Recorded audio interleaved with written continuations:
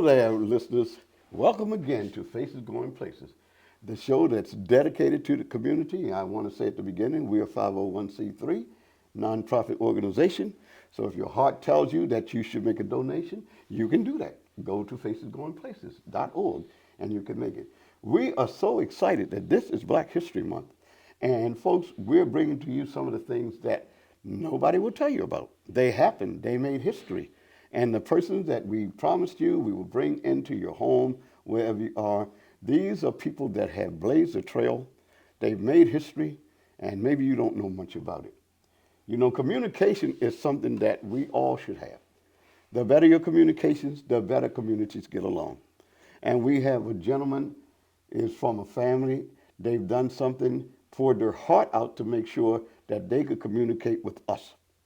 You know, we can hear the radio, we have the TV, but one of the best things for our community and all of our young people and older people too, in order to preserve our history and to preserve what we do, we need to have a voice for us.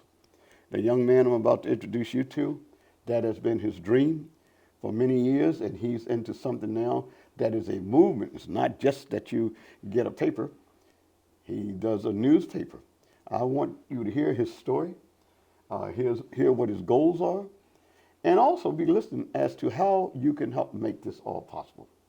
So with me today, I have none other than a guy who really stole part of my name, but that's okay, because I am Melvin Eugene Butler, and this guy has the nerve to be Eugene. But he's a better Eugene than me, because I was roly-poly. He has all of the knowledge up here, and I appreciate it. I've known him for a while, but I can say this to all of our listeners. I never met a more serious man about his goal and a commitment to what will be in the best interest of the community. That's what our show is all about. So, folks, get closer to your radio, your TV, however we're coming to you. And I want to introduce you to one of the owners of the National Black Unity newspapers. Thank None you. other than Mr. Eugene Murphy. Hello. Hello. How you doing? It's This a is pleasure my being friend. here. We must talk on the telephone every time we talk. We talk from sunup to sundown. He has to kick me off the telephone. Vice versa. And it's good because, ladies and gentlemen, when knowledge is being shared, and then when it's coming from the heart, and then when it's true, what you gonna do? I mean, really, it's kind of hard to walk away from the good stuff, okay? That's true. And so this is what's been happening over the last few months when it comes down to Mr. Mel Eugene Butler. For the record, my name is Walter Eugene Dempsey Murphy, and my story is one that is probably just normal. When it comes down to my mission, it's cut and dry and it's clear. In the last 4 years, something amazing has happened to our community, our black community. One of them was a difference in our leadership, which caused us great concern about our future as a nation and as a community and as a race. And so subsequently, a lot of things has been amped up and modified simply because of the fact that there was an urgency and need of letting us know who and what and where and how to get things accomplished. And ladies and gentlemen, I have a younger brother by the name of David Lee Murphy. Mm-hmm. This guy has been around the publishing industry since 1987. In 1990, I believe it was 1990, my understanding is he had the largest black circulating newspaper in the entire state of Maryland. That was then. And so as newspapers go, advertising, circulation, all of them pretty much dying. But what most folks fail to realize is that newspapers are the ones that everyone is quoting. Yes. When you hear something about so-and-so said something, the New York Times, the Washington Post said, and what happens is that every news tweet, every news bleep, every news you name it, is wound up being retweeted or regurgitated in a certain way that they make it like it's their news, but it's coming from some investigative news reporter. And the difference is that those individuals are responsible for the truth. Yes. They used to be truthful. Well, if there are certain things that a newspaper cannot say, where a commentator can. Right. There are certain newspapers can do where a commentator, they get away with it, but a newspaper will get sued for it, okay? And so they have to be very Right. careful, very meticulous about the words in which they use, and so in order for it to be valid and in order to be truthful. So know when you hear a newspaper say, so and so did this, you can almost bet that so and so did that, okay? Right. And so what I'm finding is that period of change in our government and in our society all of a sudden made it necessary for David and to do something a little different. And he got this individual by the name of Bill Gooden, who is an activist in the Baltimore area. And the two of them got their heads together and said, hey, we ought to do a newspaper. David, you're good at this, and you need to get the word out. And so they did. And so Bill Gooden and David Murphy decided to partner, and the first person they called was me. Why? I do not know, but I'm here, okay? But I think it's because David knows, he's my younger brother, but he knows what I am and what I can do and what I can't do. We've been involved in many businesses together since 1980. And so he knows that I have been somewhat successful in some of my ventures and some very successful in others. But what's more important is that this newspaper came about from a different point of view. All of the newspapers that we normally are accustomed with is based on advertising. And unfortunately, most of our black newspapers, and this is unfortunate, are in a position to where they have been bought. Oh, yes, that's true. In other words, if the lottery, some liquor business, or whatever the case may be, some big store, if they don't not like what you're saying, they take that money away, and you don't have a newspaper. That's true. That's very And so most newspapers are subsidized, $1.50 or whatever the case may be, but most of them are subsidized by not the price on the paper, by the advertisement. That's true. We decided that we will never be bought by anybody. This newspaper will not be bought, and when I say bought, I'm not talking about as a purchase, I'm talking about as a controlling factor. So in everything that we do comes from here and here, and information that we receive. So just know, ladies and gentlemen, that the National Black Unity News has one thing and one thing in mind: to provide you solution-oriented information. I notice there's always positive articles in there, and it's so much knowledge and information that we can get from your paper. I notice you got a good newspaper name, The Murphys with the Afro, and you are a Murphy also. Yes, but it's kind of ironic. As a child, the Afro was everywhere. It was in Philadelphia, Philadelphia, New Jersey. for sure, and definitely Philadelphia, Washington, D.C., and Baltimore, and Richmond, Virginia. And so, and by me being a traveler, even as a youngster, I would see the Afro all over the place.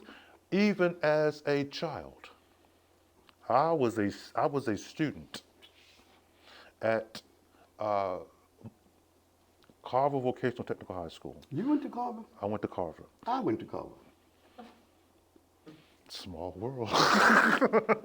Everybody I meet, I am connected with them in some way. I went to Carver.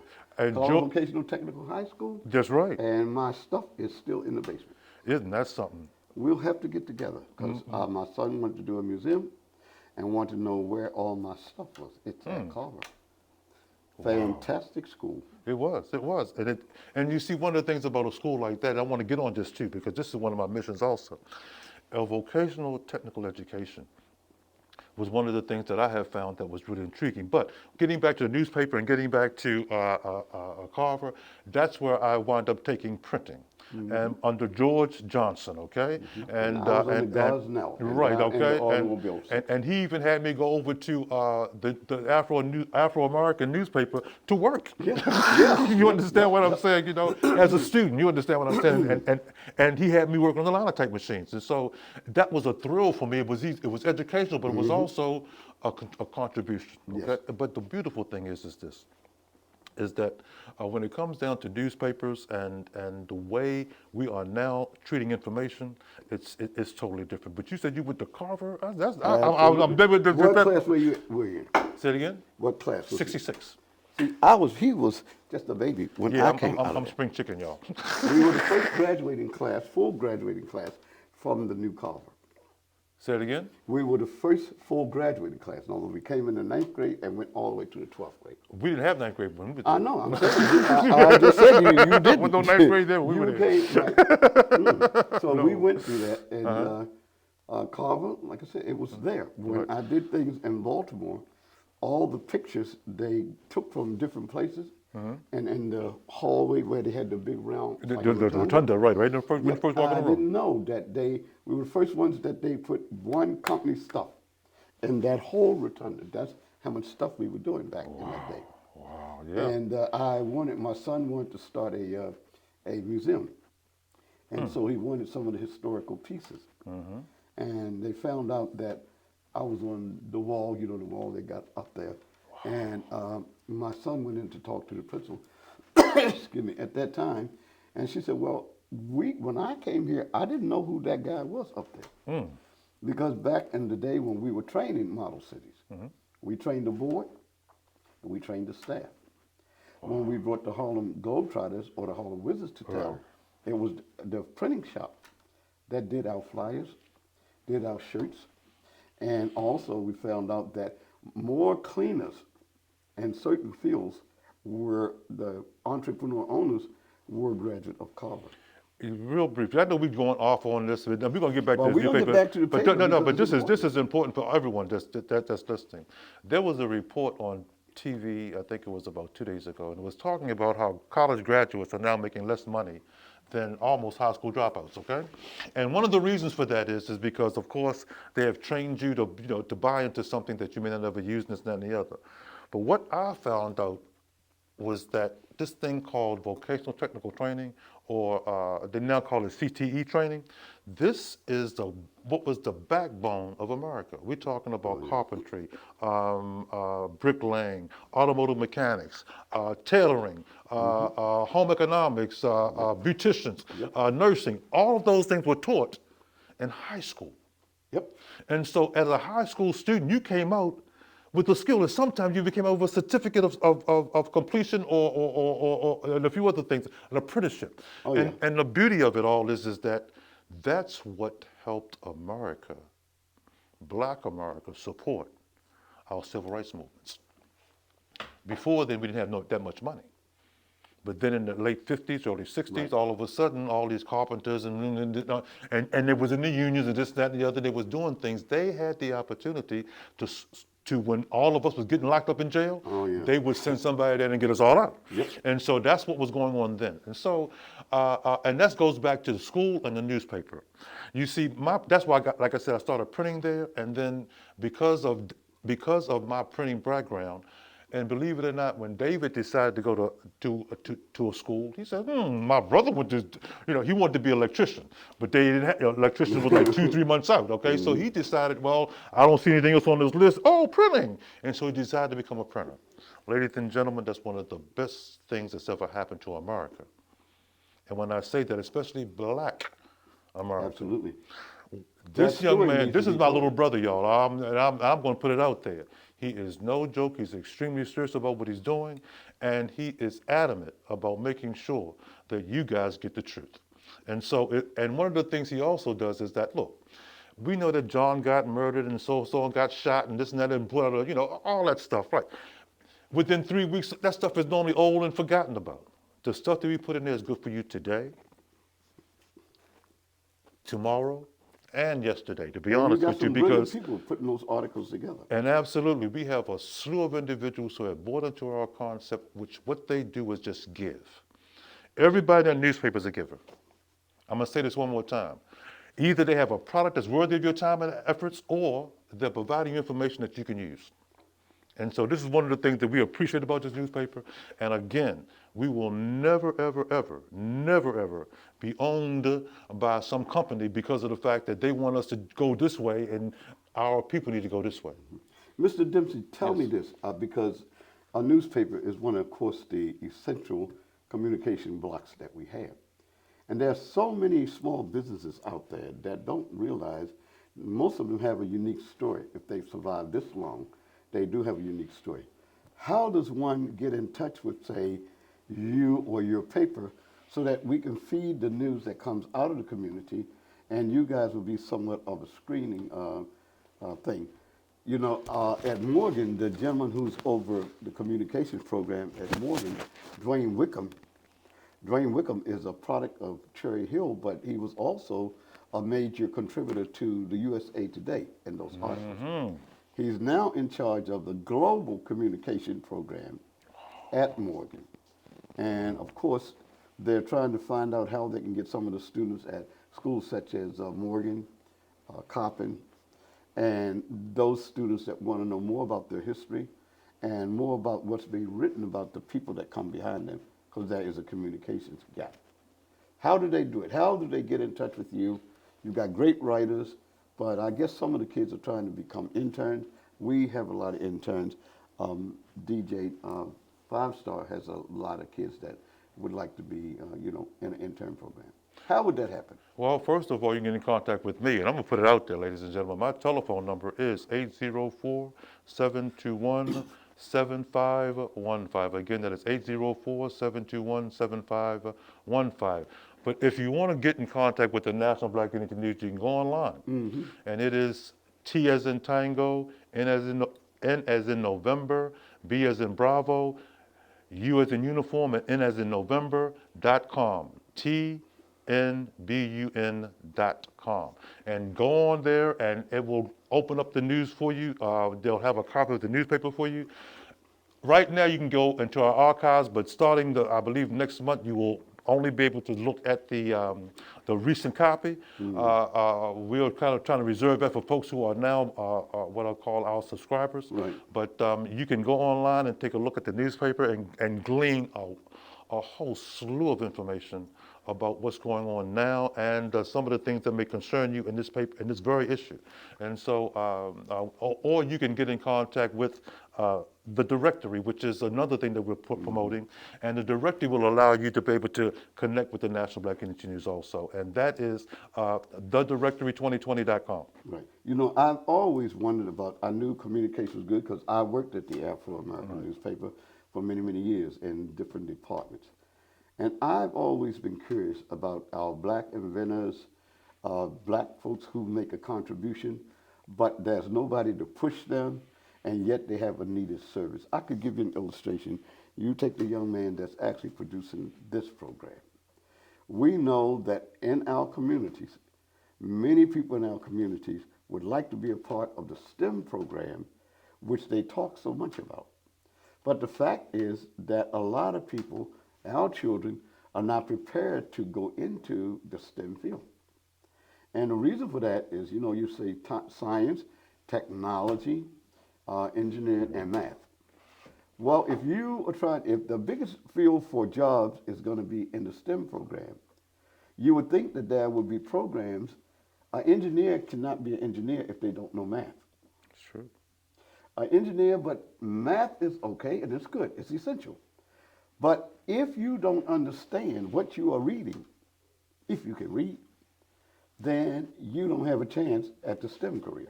Well, that's got a lot, I'm sorry, but that's got a lot to do with education across the board.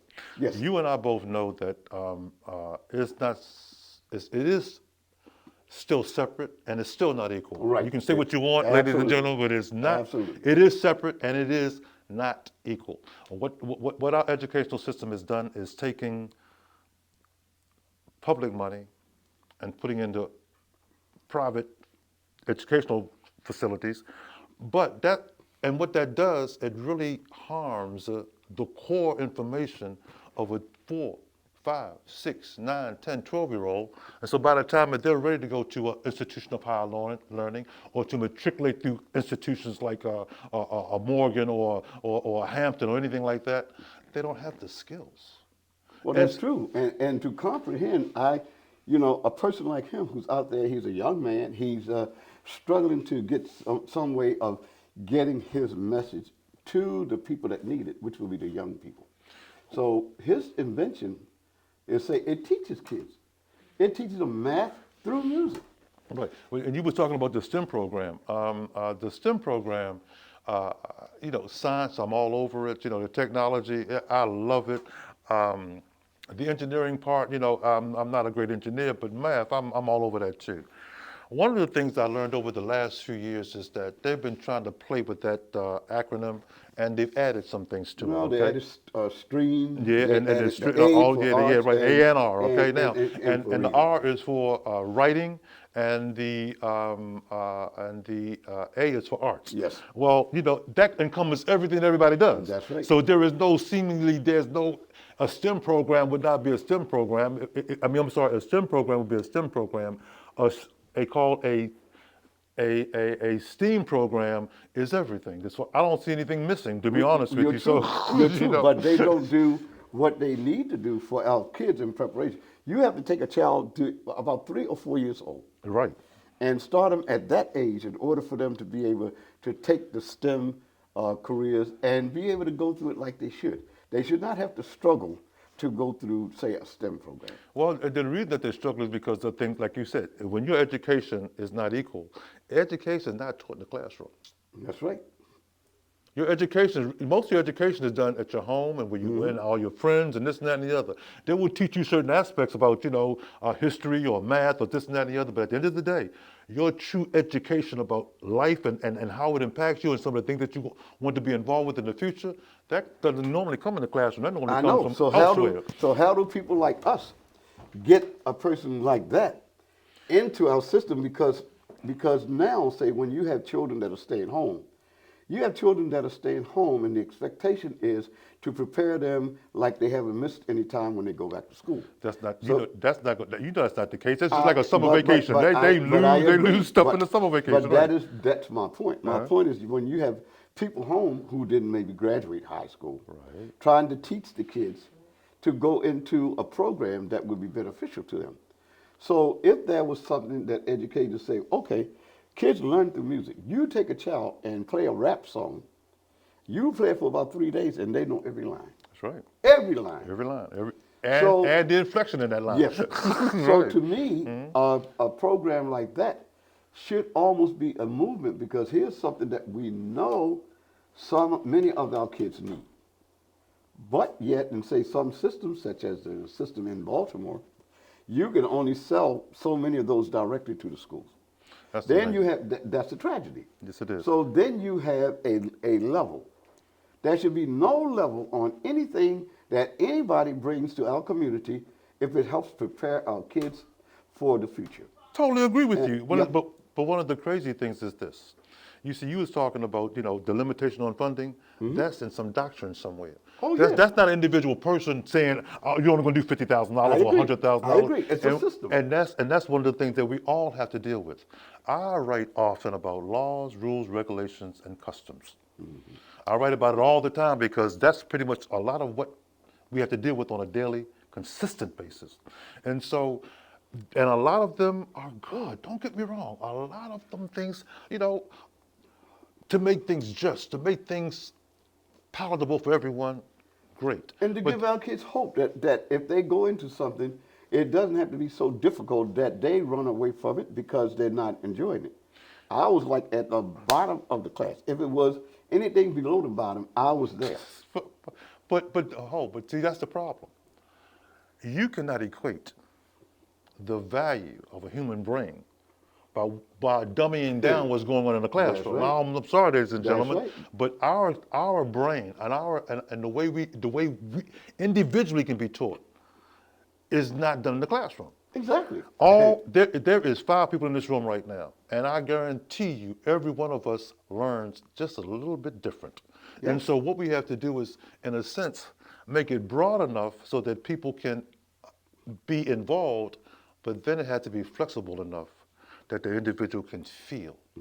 And That's why I think that a newspaper, see, comes in so handy. I no went off question. on that because I know we can identify certain things that if we make sure that the focus, while it's a national focus, but it also should be close enough that we say, okay, what's happening to our kids? The kids in Virginia, the kids in Maryland. Is there any program, because if it's not started by people like you your wife and other people that you know, then we will go through another whole generation, and our kids are playing catch up. It's always been the case. You see, there is a concerted effort. And unfortunately, ladies and gentlemen, I'm not a racist. And when I say that, I understand racism and I understand why people do certain things because of power, this, that, and the other. But my DNA, my personal DNA is all over the place. I am a red, black, yellow, what is it? Red, black, yellow, brown, white man. That's what I am. And my DNA says so, okay? Now, and so how can I hate who I am? But I recognize that I got cousins that ain't so cool, you know, and I've got certain people that I can't trust. That's the reality of it, ladies and gentlemen. They put themselves in that category. And when they do, they pigeonhole themselves. But what they do is also affect everything that's around them. Hate and love affects everything, okay? Oh, yes, absolutely, And so unfortunately what happens is that at the end of the day, our children need to absolutely be loved. Enough to whereas our society will make laws, rules, regulations, and customs to fit their need. Absolutely. So how do we take that young man's program or any of the young people that come in? See, I used to run an invention program, technology center. And one of the things I learned through that is that you have to generate some activity in the brain so that more of the brain that our kids, instead of being coached and encouraged to use more of the brain, they've been encouraged to do less. It's true. And that's where our systems are. You go to a McDonald's or you go any place, and if you want to cause instant confusion, you give the cashier something that is not on that board by a picture or something that they can see. And you take out, say, a $5 bill, and your meal might be sort of like $3.67. And you give a person a $10 bill and 67 cents. That poor child cannot figure it out because there's no symbol on that thing, that computer that she uses or he uses, to tell them how to make that change. You know that's true. You know it's true. Right, which means that that child has not been prepared really for life. Because unless McDonald's is going to give you that machine as part of your severance pay, which I don't think they will do, that child goes through life, and I see some of them, they got to be in the 20s or stuff like that, and they're still using the little pictures of the apple pie and the meat, whatever that little tasteless hamburger is. So how do we get a person like that and get them out in the fast lane? I wish that I could give you a pat answer for that. The truth is that it's very complicated, because if it was a pat answer, we would have done it. Let's get for real here, ladies and gentlemen. Somebody would have done it. So, you know, I mean, surely someone would have come up with, but you see, we're talking about humans, and there is none of us exactly But they alike. have to go out of the country, and people out of the country understand, and they support these young people Well, what's going on? instead of here in America. What I'm really finding is that they've always done this, ladies and gentlemen. They've always done this. They have sucked all of the talent out of any community. I don't care which community you're in, whether you're in India, whether you're in England, whether you're in South America, or Birmingham, Alabama. If you got the smarts, the skills, or whatever, they will find you and they will tutor you to wherever it is. And a lot of times, unfortunately, ladies and gentlemen, you'll hardly see these folks ever again. Well, that's true. Because they are some of these folks in certain think tanks and this and that and the other. And family may know where they are, this and that and the other, but as a community, they gone because their lives are gone somewhere else. And it's so important, their brain and their way they live or whatever they're doing is so important to either their governments or society that they have a full-time job doing something that you and I will never understand because they don't give us that information. But I do know that there are systems whereby when they find you as let's say you're a math whiz, you can remember numbers from okay? All of a sudden, you don't have to have a job. They will get you one. You don't have to look for a job. Right. They will educate you in a special way.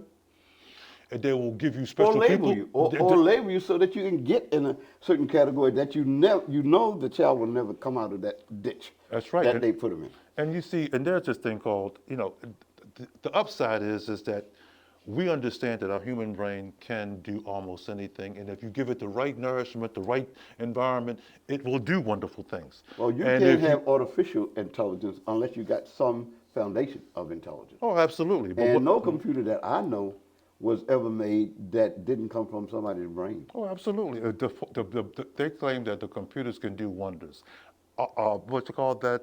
Robotics can do wonderful things, but none of them can compute as fast as the human brain. Right. But getting back to what more to what I honestly believe is vital is the fact that the National Black Unity News and and, and the idea of having it so that people can This is it. yeah, oh, that's the paper right there, and this is the latest issue. It's got some wonderful things in it.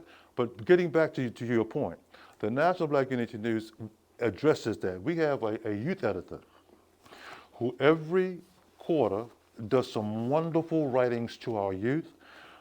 But that's just a small microcosm, It a is. small It is. thing And in I'm trying to comparison to the figure out, solution. right, I'm figuring out how to partner with these young folks because they don't want us to keep talking about it. They want us to do something about it. And when a country like Canada has to come in with the research that we should have right here in America, then we are in serious trouble.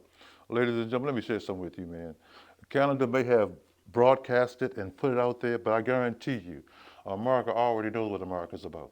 Oh, they do. They already know that there are, 15 million kids in a certain area in a certain category.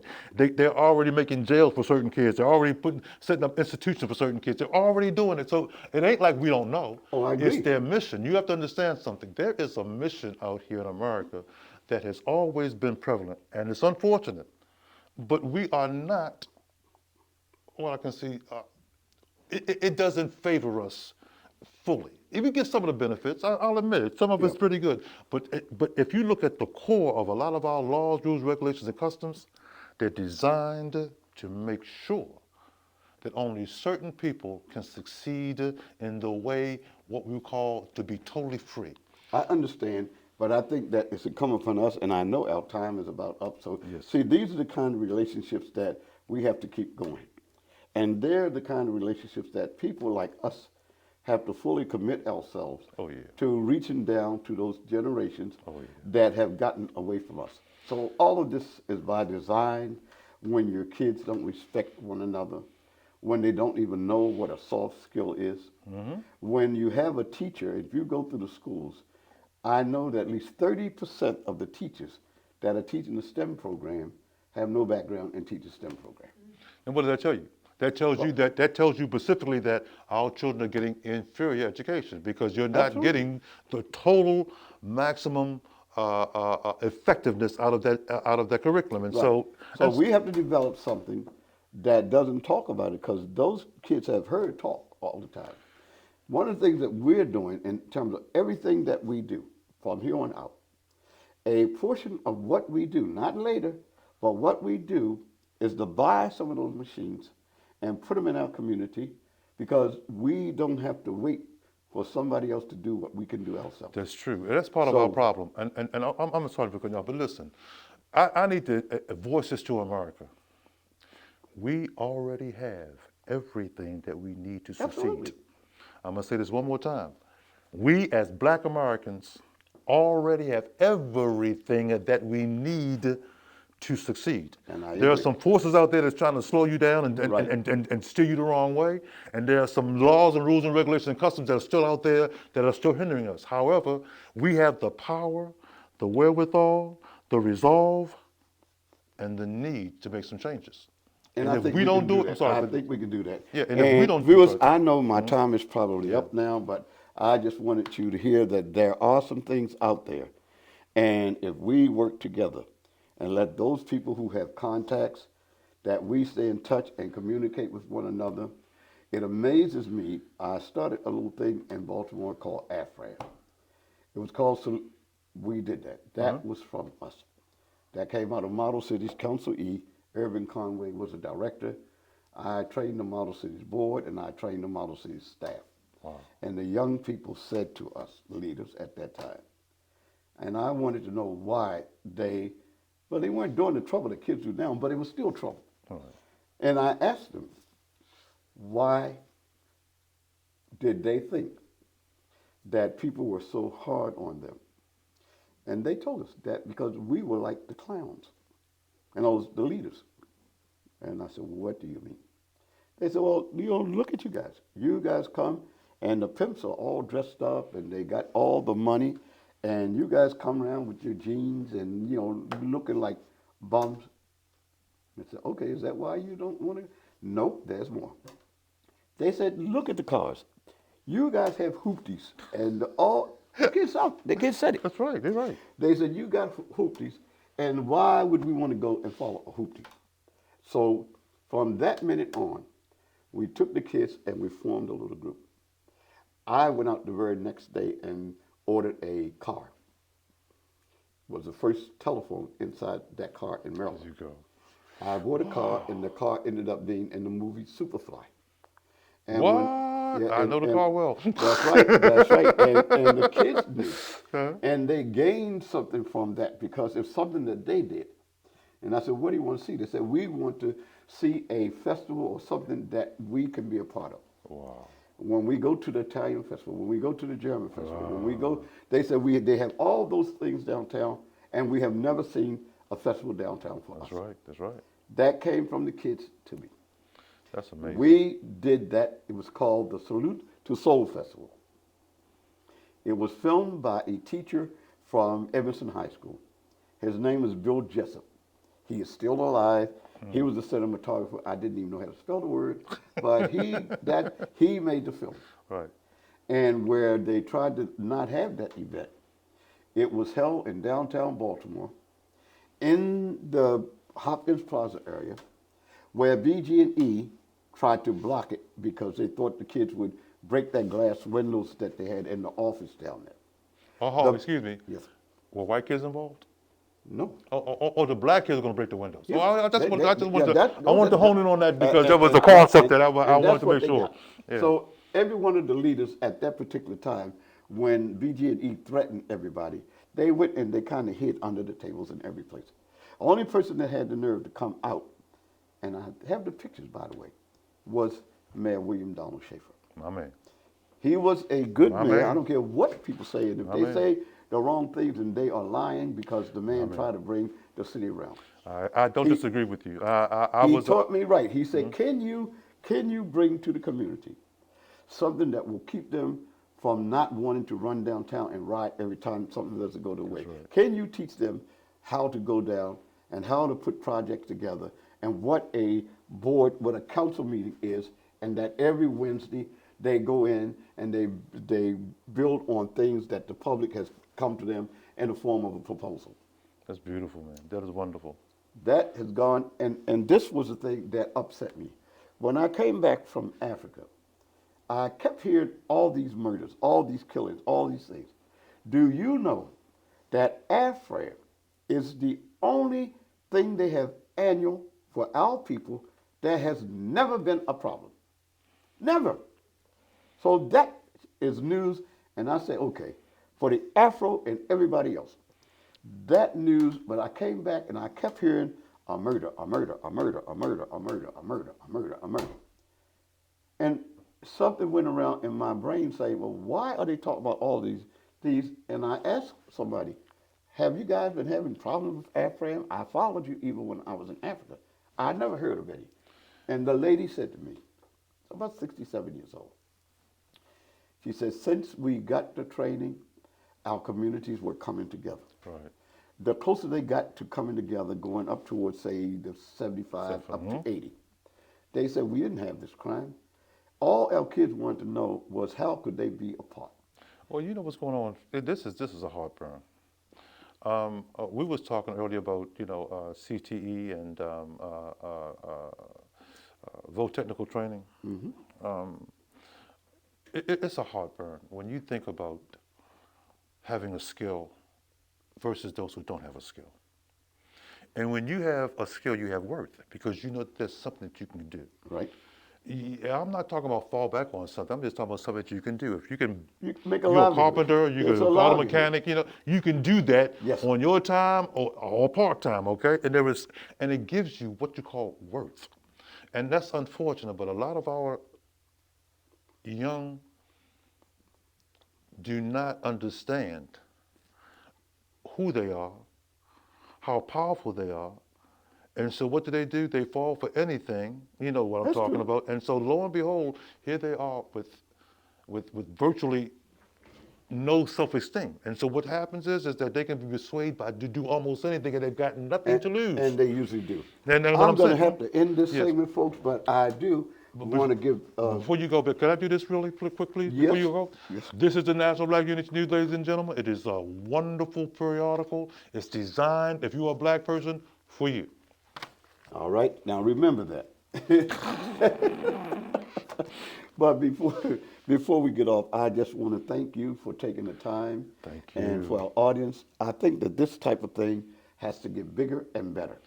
And I think that as a group, if we make that commitment, as I said before, if companies, rather than give all of their money to Uncle Sam, people wait until the end of the year and they let themselves get taxed out of business. If we would make a conscious effort to support things such as the newspaper, such as Mr. Tillman's Oh, yes. Math Through Music, and I just do something to keep people going and try to bring people together. I think that as a group we can do that, and we're hoping that definitely Virginia will be willing to lead because Baltimore's had the opportunity to lead, but they're not leading where it benefits us.